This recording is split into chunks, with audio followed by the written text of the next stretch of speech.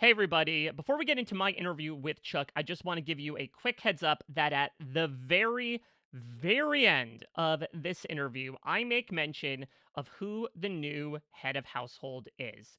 If you don't wish to know who that is before Sunday's episode, when Chuk finishes his word association, when he finishes his assessment on Yash, I would say stop the video there, go on with your life, tune in on Sunday. Just want to give you a quick heads up on that so nobody ends up getting incidentally spoiled on who the new HOH is.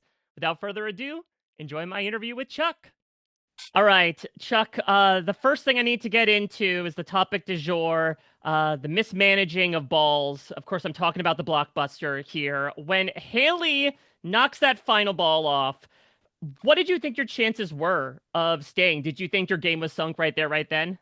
So when Haley knocked that final ball off, also someone who's a former softball player being Haley, I was like, yo, I have to sit next to Barrett. And Barrett is Barrett is so loved by the house. And he's a man of few words, but him being so loved by the house, I knew I was in trouble. Also, everyone sees him as a floater and not the strongest competitor.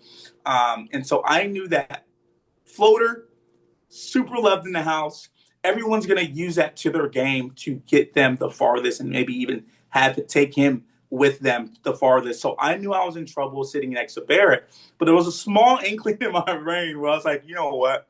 I had an amazing alliance. And if they got together and cascaded and had all those conversations, because they were dispersing away from me and Haley all week, right? And we had to trust Kamu that they were all having certain conversations on trying to keep me in the game. But the way people would react when I would walk into certain rooms, I knew, okay, I am in trouble and I need to make sure I'm having certain conversations. Sitting next to Barrett was something that I did not want to do because I knew that the chances of me going home were high, but also if I had sat next to Haley, the chances of her going home were high because she had an even rougher week. So it was kind of like you want to sit next to Haley because you potentially could stay in the game, but she's also your we were two. We wanted to go all the way, but sitting next to Barrett, I literally was taking a chance that my alliance got together to formulate a way to save me since we had the red corner had the numbers. We were the numbers, right? And so to see that downfall from just a week, it sucks, man. It truly did. Well, let's talk about what got you on that block in the first place. Talk to me about your reaction when Kamu doesn't use the veto on you, something that you have been hoping considering you picked him for it. I'm not using a veto when I know he's a strong player and I know he had this allegiance to just our trio, right? Me, him, and Haley started the whole dang thing. So him not using it on me, I knew that this is very Kamu. The last 2 weeks, he's been very suspicious. He's been distancing himself from us, but he does that just because he wants to make sure he clears the smoke that people don't think that we're working together. I think you guys have seen a few Jason fiascos. He would always bring up me, Haley, and Kamu's name. Kamu not using it hurt my heart because I'm like, dude, what do you mean you're trying to save other people in our alliance? Your main two people that you started this game with are on the block. And the fact that you can potentially save one and let the other go into blockbuster. And if that other person doesn't win the blockbuster, you know we can rally the votes. We have the numbers. That told me everything about his game. And that told me, okay, Kamu is making a line in the sand and we know what players he's prioritizing. And me and Haley already knew, but him not using it specifically on me who chose him, I had so much doubt because I was like, you know what, Chuck, you should have chose Josh. If I had chose Josh, I don't know if Josh would have won that veto, but if I had chose Josh, I would have knew Josh would have put that dang medallion on my neck because that's crazy. Well, I'm not sure if you're aware of this, but Kamu is one of the reasons why you were up on the block in the first place. For what it's worth, Chuck, for a good portion of that Friday, you were safe. Kamu was going to go up as one of Lala's nominees, but Kamu talked to her and threw you and Haley under the bus. He told I knew it. Lala that you had talked about wanting to put Lala up, and so that's how one of the reasons why you found your face on that memory wall. What's your reaction to that? That's new news to me, but it's nothing that surprises me because me and Haley had our doubts.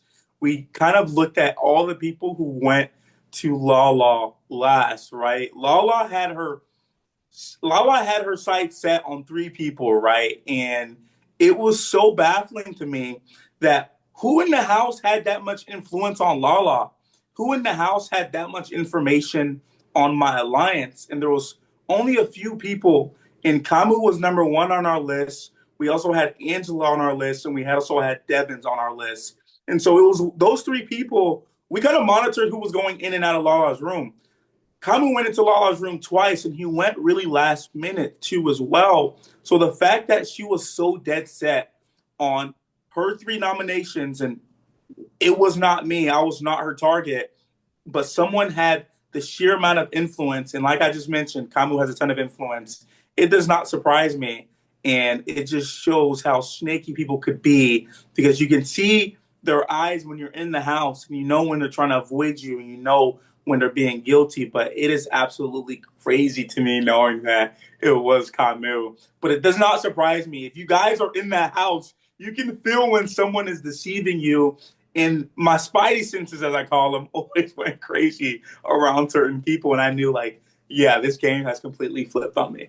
Well, when Kamu doesn't use the veto, Taylor tries to give you some advice as to what she believes you need to do in terms of campaigning. And she does say in her goodbye message to you, it seems as if you don't want to listen to anything anybody says about anything. What is your reaction to that? My reaction to that is I love it. I appreciate her giving me advice, right? That is great. But it was hard for me in a moment to take advice from someone who's seen the block twice and someone who has came to me asking me what they should do, right? You have came to me countless times crying, saying, I need to go talk to this person for you, and I need to go talk to that person for you, right? So in that moment, taking advice from a player who I quite frankly did not feel was a strong competitor competition wise, and just being able to navigate the game and form certain alliances, right? She tried to form countless alliances with me.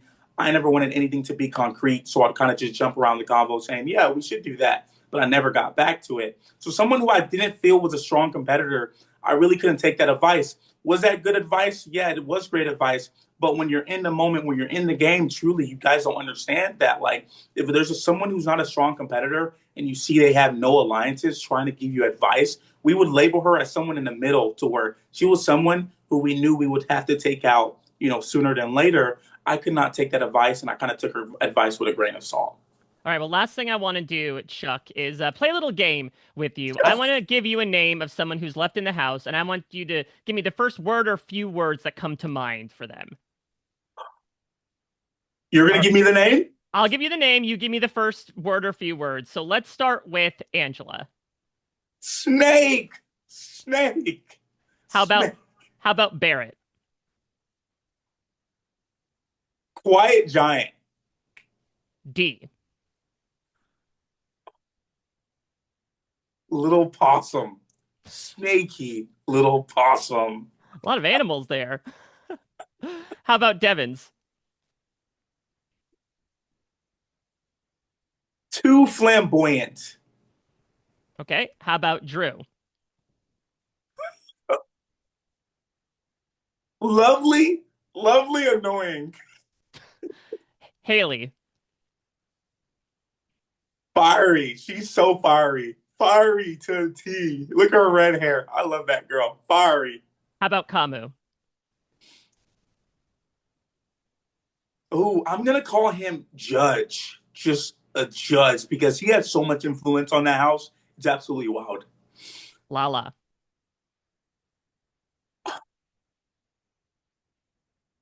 Just insane, insane of a person. And I'm mad that she got me out, but insane, insane in one word. That's Lala. I mean, Or I'd her be, HOH word. I'd be remiss not to stop down briefly because you did say some things about her in the house about you said in the DR her gameplay disgusted you. You said at one point that you didn't understand why she was cast, that she was delusional. What made you feel that way? If you play the game with Lala and you've been there with her and you've been there in those moments, you have seen the way she plays the game. And I'm sure everyone has seen our tea party, right? And truly in that tea party, all my doubts about Lala came true. I love the one lady. She's phenomenal, right? 58, killing it, right? It truly is a game. And I have no bad things to say about her. But in the game, she went into the game not knowing how to play the game, and she wanted us to have a truth circle. She wanted us to have a truth circle with all the house guests to reveal all the truths. And if we could start doing that, why would we do that? Why would we reveal our alliances? And she asks, how do I play this game? And I made this kind of joke with Yas all the time. I'm like, she was crying saying, how do I play this game? I'm like, how are you asking how to play this game this far in? So this let me know she was confused the whole time, and I stand by that.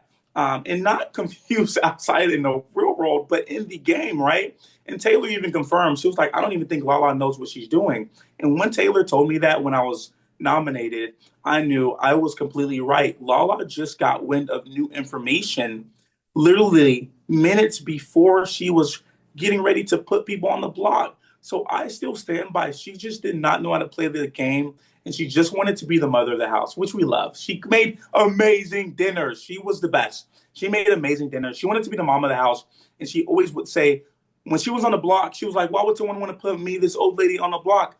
This is the game. You can't just skate by because you're playing the mom role." So I still stand by that. I was really disgusted by how she was trying to have a truth circle and not knowing how to play this game. It's like, come on, you gotta get your legs going. Let's go. Well, let's get quickly back to the word association. Apologies for the derailment. Give me your word or words on Mallory. Beast, beast. That girl How can kill. how about Melody? Can I say this one?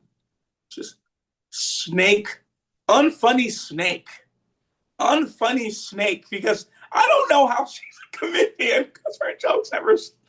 They will never stick. But unfunny snake, I knew she was gunning for me in the house. That's why you guys saw us in the video going back to back. I had to give the lady a drink. But unfunny snake, I knew she did not like me, and she just could not voice it to me. All right. How about Taylor?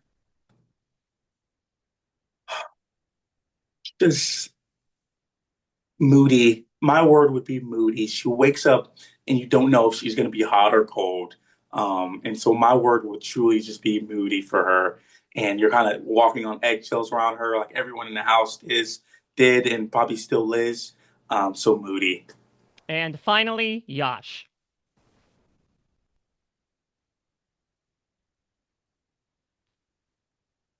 For Yosh, it would have to be crazy. The dude is just crazy in the best way possible. He knows how to truly work a crowd, has influence in the house.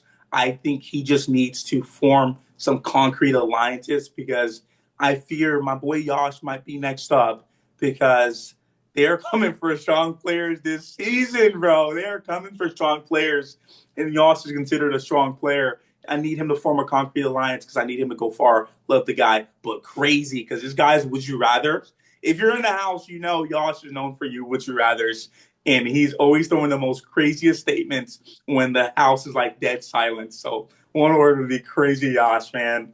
Love the Well, guy though. I will give you a tip of the 10-gallon hat, sir, for everything you brought to this season. I know, unfortunately, it wasn't a long time, but it was Chuck time. And It I'm was happy. shut time. It's okay.